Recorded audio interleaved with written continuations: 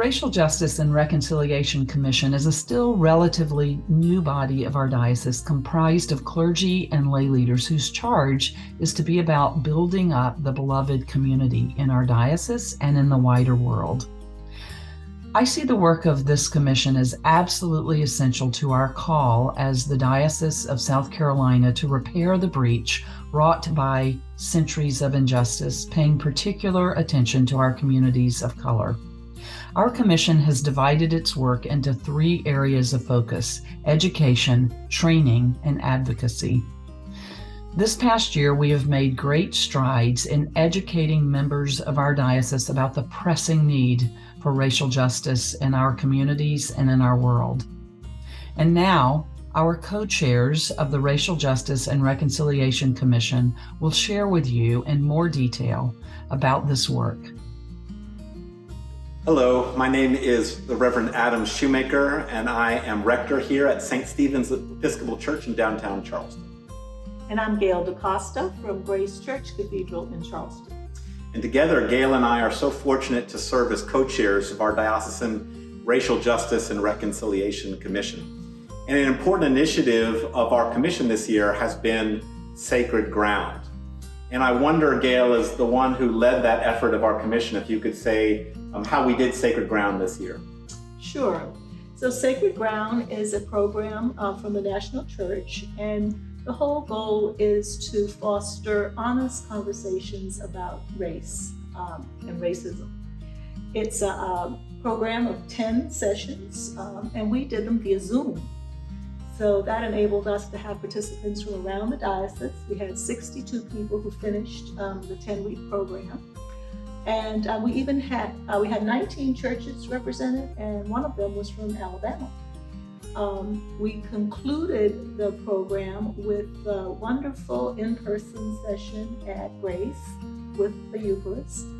And we're really looking forward to offering it again. We got a lot of positive feedback, and so next year we'll be offering, we're planning to offer another round of Sacred Ground. And 2 other members of our commission, Allison Davidow and Tommy Boltman, will be reflecting on their experience of the Sacred Ground program.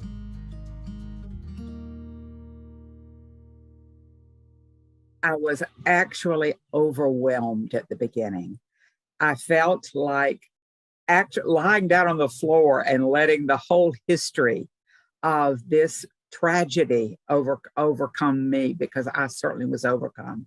Since that time, I have felt that because of the sheer volume of the distress encountered by our fellow children of God, that it was my job as a Christian to pay attention to this.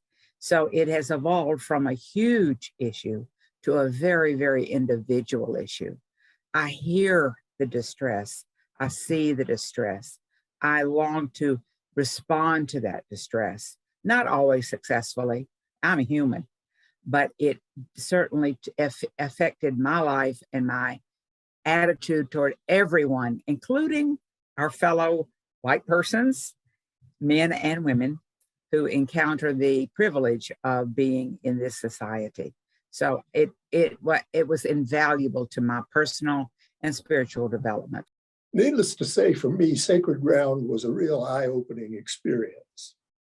I learned a lot about the real American history that I didn't learn when I was in grade school and high school. You know, I'll never look at a Cowboys and Indians movie the same way again. I especially learned a lot about the discovery of the Americas, North America, South America, and Africa, how that came to be, who the explorers were, and what their real intentions were for doing what they did, all with the blessings of Christianity. I had no idea that it came about the way that it did. I also was not aware of all of the treatment that Black and brown people and immigrants to this country were subjected to. And I didn't really fully understand how so many people, and of course our state of South Carolina, have accumulated such a vast amount of wealth over the generations, and people of color, unfortunately, did not have that opportunity.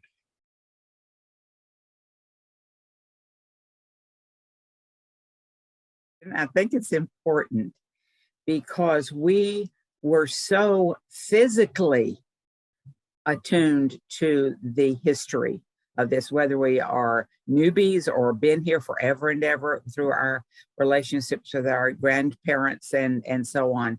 It affects us all. So we have the task of absorbing it, of feeling the pain of it, but we also are blessed with the challenge of being confronted with the opportunity for remorse, for truth and remorse, and eventually apology, and developing a brand new life based on Christian values of equality and interest in one another's spiritual well-being.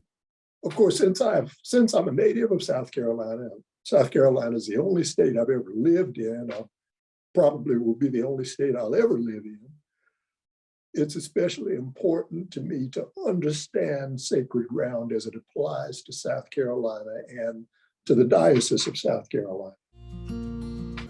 Hi, I'm the Reverend Canon Ramon McCall, your new canon for leadership. And part of my gracious duties is to be a part of those holy conversations around racial reconciliation in the Episcopal Diocese of South Carolina. I'm particularly so happy to be a part of some of the gracious work that's happening, such as Sacred Ground and other potential things that are happening through our Racial Justice Commission.